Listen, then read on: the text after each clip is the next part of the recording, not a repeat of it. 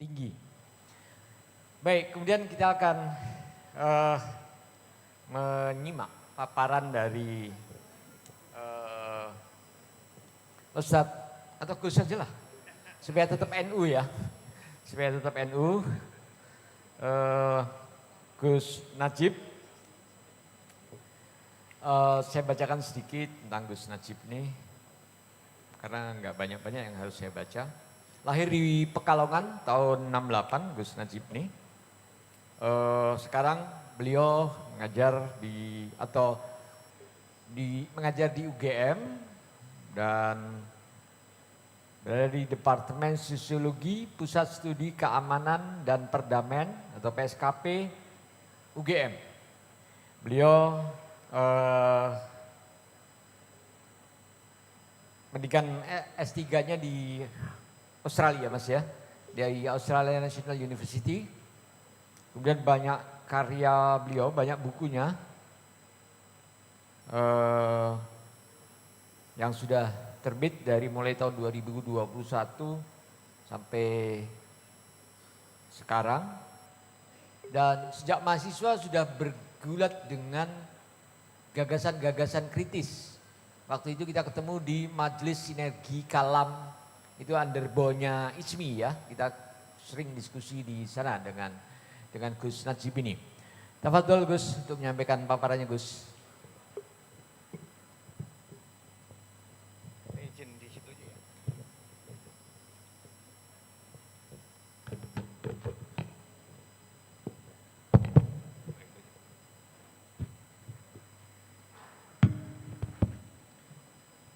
Bismillahirrahmanirrahim. Assalamualaikum warahmatullahi wabarakatuh. Alhamdulillah, asyhadu an la ilaha illallah wa asyhadu anna Muhammadar Rasulullah. La haula wala quwata illa billah, amma ba'du.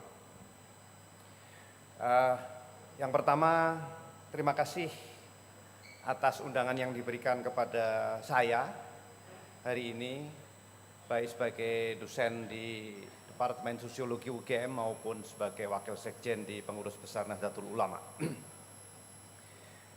Yang terhormat dan yang kita muliakan bersama para sesepuh dan para pengurus Al-Irsyad Al-Islamiyah, para tokoh, para aktivis Gerakan Al-Irsyad se-Indonesia yang hadir pada siang hari ini. Sebuah kehormatan besar bagi saya untuk bisa hadir, bisa bersilaturahmi dengan Bapak Ibu sekalian, bisa ikut menyumbangkan pikiran dalam forum yang penting dan sangat mulia ini.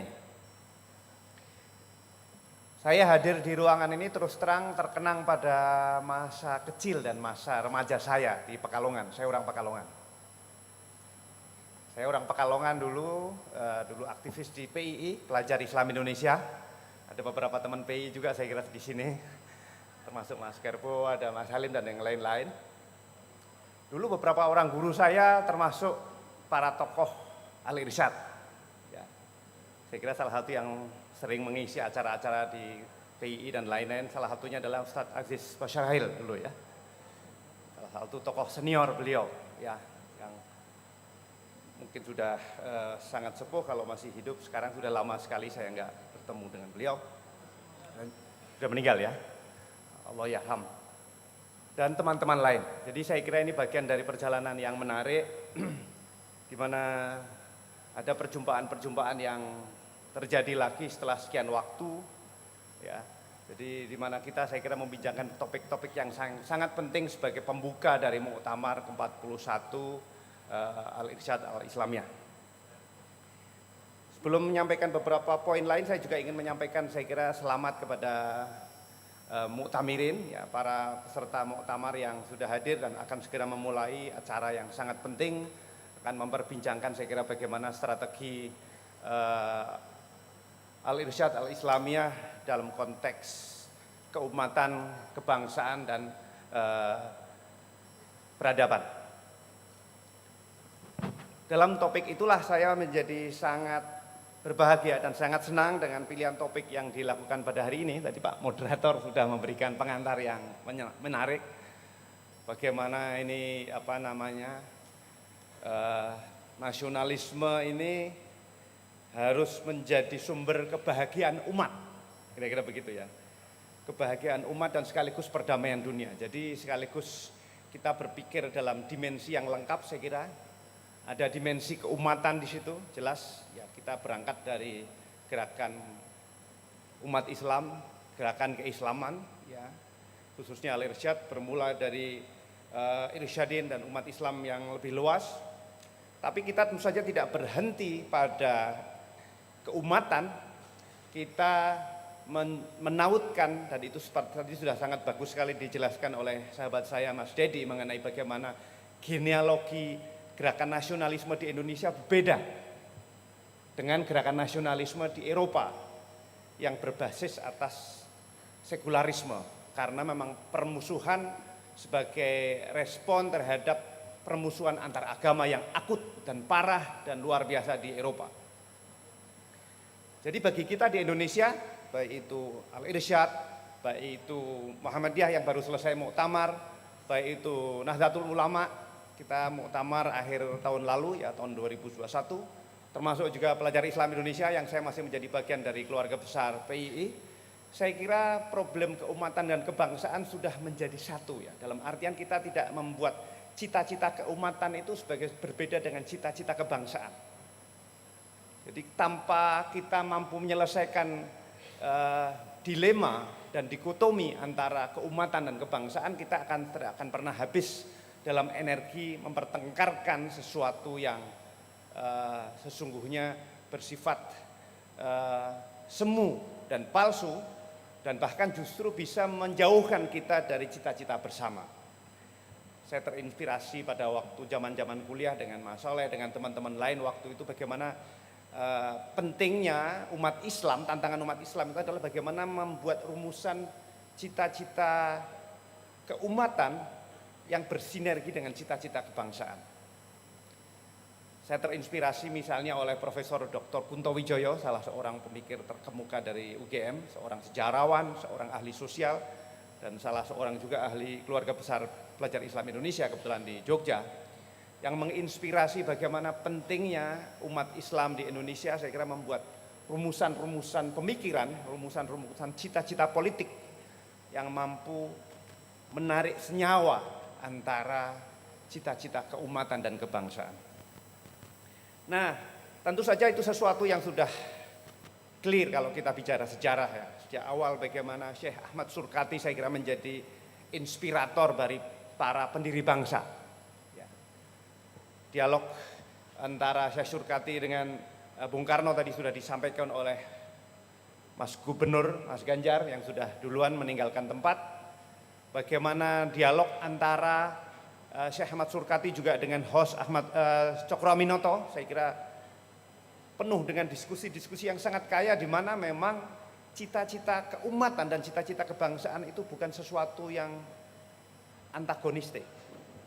Justru merupakan cita-cita yang bersenyawa, dan kita akan menjadi kekuatan yang luar biasa ketika energi keumatan dan energi kebangsaan itu mampu menjadi satu. Harapannya melalui muktamar inilah saya kira ya, kita akan semakin meneguhkan, menguatkan sinergi antara energi keumatan dan energi kebangsaan itu, yang tentu saja seperti yang tadi disampaikan oleh moderator, bagaimana caranya kebangsaan itu menjadi sumber kebahagiaan. Jadi jangan sampai justru kebangsaan yang memecah belah, babnya kebangsaan yang justru menimbulkan peperangan, permusuhan dengan pihak lain. Pada masanya, pada awal kelahirannya nasionalisme itu sebagai alat untuk mengokohkan diri dan kemudian menghancurkan musuh. Nasionalisme salah satu ideologi di dunia yang mungkin memakan korban terbanyak. Karena perang yang tidak habis-habis, mulai dari Perang Dunia I, Perang Dunia Kedua, itu adalah perang yang berbasis atas ideologi nasionalisme dan perang teritorial. Saya kira ideologi nasionalisme yang seperti itu sudah lewat, dan kita secara kreatif, saya kira para pemimpin kita, para founding fathers kita sudah secara kreatif kemudian memadukan cita-cita kebangsaan itu dengan cita-cita keagamaan. Saya kira yang secara puncaknya adalah tentu saja dalam formulasi di butir-butir sila kita, Pancasila, yang dengan menempatkan ketuhanan yang Maha Esa sebagai sila pertama yang menginspirasi, yang menyinari sila-sila yang lain. Nah, dalam konteks itulah saya ingin menyampaikan satu poin, saya kira melengkapi poin-poin yang sudah disampaikan dengan sangat indah, sangat bagus oleh sahabat saya, Mas Dedi. Bagaimana saya kira kita sebagai umat Islam di Indonesia mampu melakukan peran-peran yang semakin konstruktif di panggung nasional dan juga global. Tadi sudah disinggung bagaimana kita berada dalam sebuah persimpangan sejarah yang luar biasa. Bung Dedi sudah menyampaikan bahwa kita berada dalam era yang seringkali disebut sebagai era disrupsi, di mana teknologi hadir mendisrupsi cara kita hidup. Dulu cara kita berbelanja tidak seperti sekarang. Sekarang kalau kita mau beli makanan tinggal tik tik tik tik tik, asal ada pulsanya, asal ada uangnya, vouchernya, makanan bisa datang ke sini, ke hotel, ke rumah kita dan lain-lain. Mau beli jilbab yang terbaru, sudah tinggal pilih saja. Jadi kita nggak perlu belusukan ke pasar-pasar, mau beli sarung yang terbaru nggak perlu belusukan ke pasar Klewer di Solo misalnya, atau pasar Beringharjo kalau di Jogja, cukup dengan cara baru, dengan teknologi. Teknologi mendisrupsi cara hidup kita, termasuk cara kita berorganisasi. Nah, saya kira ini justru tantangan di sini yang sangat penting ya. Saya ingin menyampaikan bahwa justru di sini saya kira tantangan bagi Al-Irsyad, tantangan bagi Nahdlatul Ulama, tantangan bagi Muhammadiyah, tantangan bagi gerakan-gerakan Islam justru untuk bagaimana kita melakukan inovasi. Bagaimana kita beradaptasi dengan teknologi yang luar biasa ini, menjadikan dia sebagai sumber kekuatan kita dalam gerakan dakwah, dalam gerakan memberikan hikmah kepada umat, kepada bangsa dengan cara yang lebih baik. Kalau kita tidak berhasil melakukan inovasi dan beradaptasi dengan kemajuan, maka kita akan tergulung oleh perubahan-perubahan besar itu. Apalagi kebetulan, atau sama sekali nggak ada yang kebetulan, ini saya kira sebuah takdir Allah, bahwa akselerasi teknologi itu kemudian dijadikan satu paket dengan pandemi COVID-19. Selama pandemi kita susah melakukan mobilisasi, keluar rumah, belanja keluar, akhirnya semuanya semakin cepat. Ya. Akselerasi teknologi itu mau tidak mau kita lakukan. Saya ingat di UGM itu dulu, zaman saya sempat menjadi wakil dekan di Visipol UGM tahun 2000 berapa? Tahun 2012, tahun 2013. Waktu itu para dosen baru kita dorong untuk memulai merintis kuliah online. Itu baru merintis. Jadi silahkan para dosen menyiapkan materi kuliah online, kira-kira gitu. Sehingga kalau pas dosennya ikut muktamar seperti sekarang bisa tetap ngisi kuliah. Contohnya gitu ya. Jadi sambil kirim bahan online, ikut muktamar, kuliah tetap jalan, mahasiswa tetap bisa belajar. Kalau mahasiswa dosennya bisa sambil riset, sambil ziarah atau kemana saja, itu masih tetap bisa. Itu tahun 2013 maksimum orang mengajar online 40% maksimum, tidak boleh lebih. Jadi 60% harus tetap tatap muka. Tapi pandemi merubah semuanya. Waktu itu yang sudah siap dengan kuliah online, saya kira di antara para dosen paling hanya 20-30% yang sudah siap materi online. Selebihnya 70% sampai 80% itu belum siap. Tapi pandemi hadir, tidak bisa kita tolak, mengetuk rumah kita, masuk ke dalam rumah kita, penyakit dengan semua problematikanya hadir. Maka selama 2 tahun kita dipaksa full kuliah online dengan berbagai cara. Nah, saya kira hal seperti itu yang saya kira kita sedang hadapi ya. Kita sedang hadapi.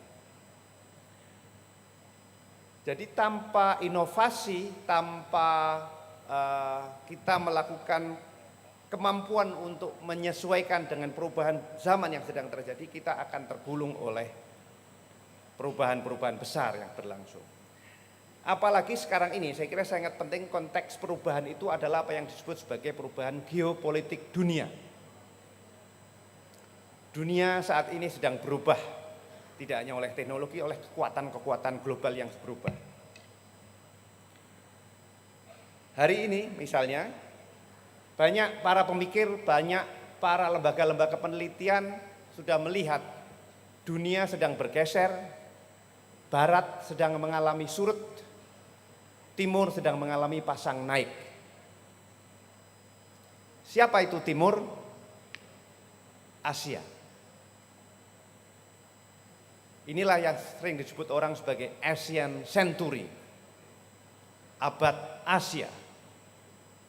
Jadi kontribusi Amerika, Eropa di panggung internasional sudah mulai makin lama makin kecil. Raksasa baru hadir, yaitu Asia. Ada datanya, tapi saya tidak menyiapkan ya. Bagaimana sekarang sudah terjadi perubahan penting panggung global. Baik itu produksi, konsumsi di tingkat dunia sekarang sudah semakin lama. Kekuatan barat itu sedang memasuki masa surut. Ya. West is at the sunset, ya, sedang matahari tenggelam. Siapa matahari terbit? Matahari terbit adalah Asia. Siapa itu Asia? Indonesia, India, Cina, Korea Selatan, semuanya. Jepang, itu menjadi kekuatan terbesar sekarang di dunia. Jadi sekarang memang sedang terjadi perubahan besar. Dan itu yang menandai hari ini. Kalau dulu kekuatan dunia itu terbelah hanya menjadi dua, Amerika dan Uni Soviet, blok komunis dan blok kapitalis, kira-kira begitu. Lalu untuk fase tertentu Amerika menjadi kekuatan dominan tunggal, hegemonik dari panggung dunia. Tapi sekarang para ahli hubungan internasional mengatakan yang terjadi sekarang adalah dunia ada dalam situasi multipolar, bukan bipolar. Jadi banyak kutub. Ada Amerika masih tetap kuat, tapi ada kekuatan baru, Cina hadir, ada kekuatan lain India, ada kekuatan Indonesia. Indonesia saya kira sudah mulai diperhitungkan makin lama makin penting, dan trennya untuk sekitar tahun 2030-35 kita akan bisa menjadi 5 atau 6 negara terbesar di dunia. Jadi kita harus melihat situasi itu. Saya kira umat Islam termasuk Al-Irsyad saya harus menempatkan hal seperti itu. Kita harus sedang melihat kita sedang berada dalam dunia yang berubah dan kita sedang bergerak menjadi kekuatan utama di panggung internasional. Nah, dalam konteks itulah saya kira saya ingin mengajak kita semua teman-teman sekalian, termasuk para mutamirin, Bapak Ibu sekalian yang terhormati, dan para umat Islam pada umumnya untuk kita berpikir ke depan, berpikir visioner ke depan dan melihat umat Islam sebagai sebuah kekuatan besar yang sedang bangkit.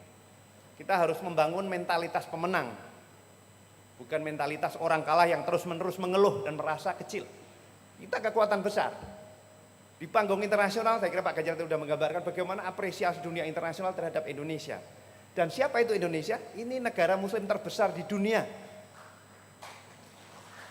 Indonesia negara muslim terbesar di dunia. Ya.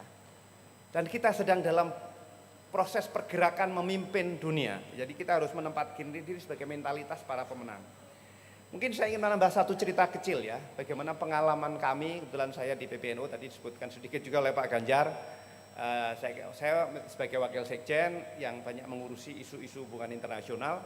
Saya termasuk yang diberi tanggung jawab kemarin ketika agenda R20 atau R20 di Bali menjadi juru bicara atau spokesperson dalam acara tersebut. Saya ingin menceritakan bagaimana event itu bisa terwujud di Indonesia. R20 itu pertama kalinya dalam event G20 yang sudah berpuluh-puluh tahun, pertama kalinya ada forum mengenai agama. Pertama kalinya dalam sejarah. Pertama kalinya dalam sejarah ada G20 Religion Forum. Itu enggak pernah sebelumnya. Kenapa? Karena memang agama selama ini dalam pergaulan internasional selalu marginal, posisinya di pinggir.